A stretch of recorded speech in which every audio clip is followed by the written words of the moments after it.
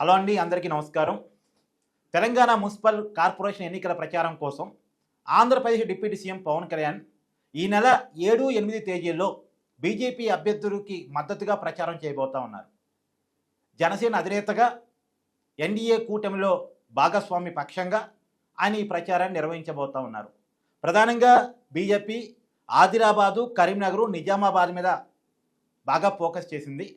ఆ 3 జిల్లాల్లో కూడా పవన్ కళ్యాణ్ ప్రచారం కొనసాగబోతోంది. ఉంది. మెదక్ జిల్లాలో కూడా పవన్ కళ్యాణ్ ప్రచారం చేయొచ్చని తెలుస్తోంది. మరి పవన్ కళ్యాణ్ ప్రచారం యొక్క ప్రభావం ఎంత? ఆంధ్రప్రదేశ్ నాయకుడు, అక్కడ డిప్యూటీ సీఎంగా ఉన్నారు ఆయన ప్రభావం ఇక్కడ తెలంగాణలో ఉంటుందా అంటే ఖచ్చితంగా ఉండే అవకాశం అయితే ఉంటుంది. ఎందుకంటే తెలంగాణలో కూడా పవన్ కళ్యాణ్కి అభిమానులు ఉన్నారు. తెలంగాణలో కూడా జనసేన పార్టీ ఉంది ఎంతో కొంత. రెండోది, పవన్ కళ్యాణ్ ఇక్కడ రాజకీయాల్లో లేడు కాబట్టి, అంటే తెలంగాణ కేంద్రంగా రాజకీయాల్లో లేడు కాబట్టి జనసేన పెద్ద బలంగా కనపడదు. కానీ పవన్ కళ్యాణ్ కంటూ అభిమానులు ప్రధానంగా కొన్ని సామాజిక వర్గాలు, పవన్ కళ్యాణ్ మద్దతుగా ఉండే సామాజిక వర్గాలు కూడా ఉన్నాయి. మున్నూరు కాపు వాళ్ళు పవన్ కళ్యాణ్కి, అంటే వాళ్ళంతా కూడా పవన్ కళ్యాణ్కి ఇన్ఫ్లుయెన్స్ అవుతారు. ఇది బీజేపీ నమ్మకం. రెండోది, దళిత సెక్షన్స్ కూడా పవన్ కళ్యాణ్ బాగా అభిమానిస్తారు. వాళ్ళు కూడా పవన్ కళ్యాణ్ ప్రభావం వాళ్ళ మీద ఉంటుంది అనేటువంటిది బీజేపీ నమ్మకం.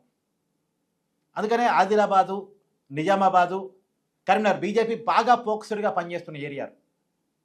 నిజామాబాదు, కరీంనగర్ కార్పొరేషన్ గెలవాలని బీజేపీ తీవ్రంగా ప్రయత్నం చేస్తుంది.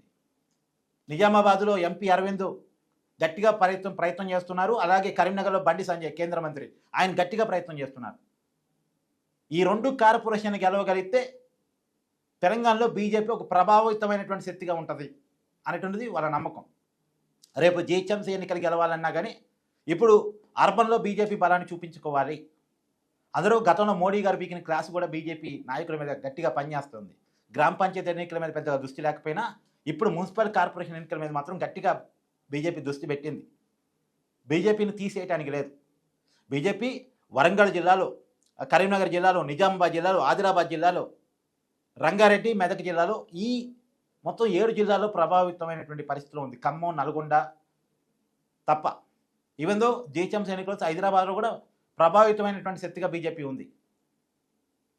హైదరాబాద్లో అసలు గట్టిగా పనిచేస్తే జీహెచ్ఎంసీని గెలుచుకునే అవకాశం కూడా బీజేపీకి ఉంది. మరి ఆ మేరకు బీజేపీ పనిచేస్తా లేదా తెలియదు. బీజేపీ కొన్ని ఆటంకాలు ఏంటంటే వాళ్ళలో ఉన్నటువంటి వర్గ భేదాలు, ఒకళ్ళు ముందుకు పోతాడు, ఇంకోళ్ళు వెనక్కి లాగుతూ ఉంటారు.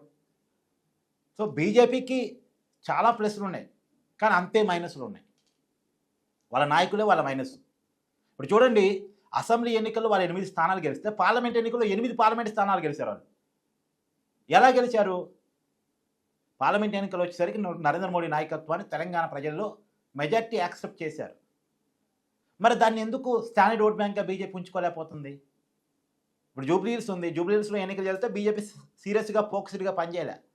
గ్రామ పంచాయతీ ఎన్నికల్లో బీజేపీ సీరియస్గా ఫోకస్డ్గా పనిచేయలే. ఇప్పుడు నిజామాబాదు, కరీంనగర్లో ఫోకస్డ్గా పనిచేస్తుంది కాబట్టి ఖచ్చితంగా రిజల్ట్ కనపడింది. ఖచ్చితంగా రిజల్ట్ కనపడటానికి అవకాశం ఉంది. ఇప్పుడు అందుకని ఇప్పుడు సీరియస్గా ఫోకస్డ్గా పనిచేస్తున్నారు. ఉన్న ప్రతి అవకాశాన్ని వాడుకుంటున్నారు.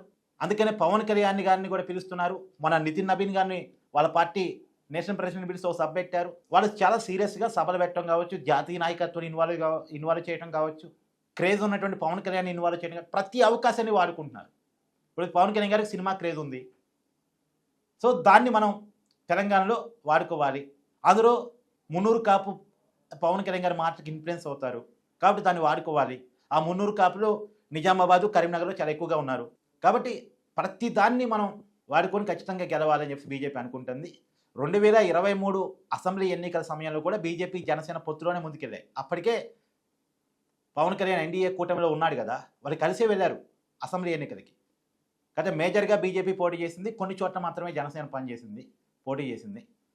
కానీ అనుకున్నంతగా అసెంబ్లీ స్థానాలు రాకపోవడానికి ఏంటంటే అప్పటికే బీజేపీ సీరియస్గా లేదు.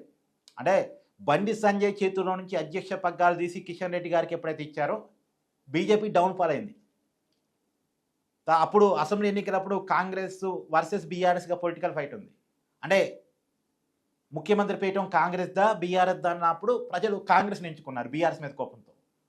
మళ్ళా పార్లమెంట్ ఎన్నికలు వచ్చేపాటికి దేశంలో ప్రధానమంత్రి పీఠం బీజేపీ దా, కాంగ్రెస్ దా అన్నప్పుడు బీఆర్ఎస్ని స్కిప్ చేశారు. బీజేపీని కొంతమంది, కాంగ్రెస్ని కొంతమంది 50-50 8 పార్లమెంట్ స్థానాలు ఇచ్చారు. ఇక్కడ పార్లమెంట్కి వచ్చేసరికి వేరేగా మారిపోయింది. సో ఏది ఏమైనా పవన్ కళ్యాణ్ ప్రభావం ఇప్పుడు ఉంటుంది అనే కారణం చేత పవన్ కళ్యాణ్ని పిలుస్తున్నారు. నిజానికి కరీంనగర్లో కానీ నిజామాబాద్లో కానీ పవన్ కళ్యాణ్ గారికి అభిమానుల శాతం కూడా ఎక్కువ. ఆయనకి మొన్న కొండగట్టు ఆంజనేయ స్వామి కూడా ఆయన పూజలు నిర్వహించి అంటే ఆ ఇన్ఫ్లుయెన్స్ ఖచ్చితంగా ఆ జిల్లాల ప్రభావం ఆ జిల్లాలో ఉంటుంది. సో కాబట్టి పవన్ కళ్యాణ్ గారు ప్రచారం చేయబోతున్నారు. ఆ ప్రభావం ఖచ్చితంగా ఉండే అవకాశం ఉంటుంది. అది బీజేపీకి ఉపయోగపడటానికి అవకాశం ఉంది.